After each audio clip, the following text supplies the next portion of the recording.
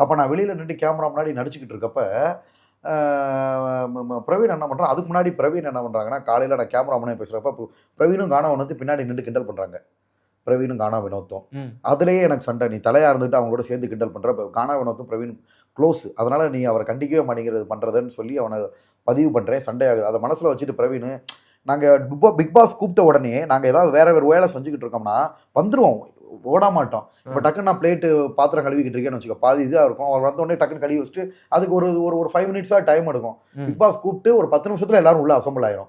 அப்போ big pass கூப்பிட்றாருன்னா, நான் ஆக்டிங்கில் ரொம்ப உங்களுக்கு தெரியாதுல்லப்பா, ரீல்ஸ் பண்ணால் நம்ம கடமைன்னு வந்துட்டா நம்ம கட்டுப்பாடாக ரொம்ப, அதாவது வேலை வந்துட்டா சின்ராசை கையில் பிடிக்க முடியாது. கடமை வந்தால் சின்ராசை கையில் பிடிக்க முடியாது. சீரியஸாக அது என்ன ஒரு 30 செகண்ட் வரப்போகுது, இதுன்னு பண்ணிக்கிட்டு இருக்கேன். நான் பேசுனதுக்கு ரெஸ்பான்ஸ் பண்ணலை.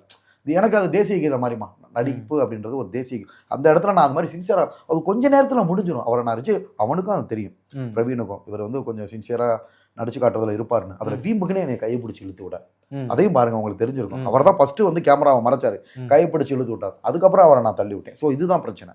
அது சார்கிட்ட சொன்னப்பயுமே அதுக்கு நான் சாட்சியும் சொன்னாங்க. அவர் போய் நடிக்கணும்னு போனார், இவங்க தான் பின்னாடி போய் அவரை வம்பெடுத்தாங்கன்றதெல்லாம் எல்லாமே ரெஜிஸ்டர் பண்ணிட்டாங்க. ஓகே.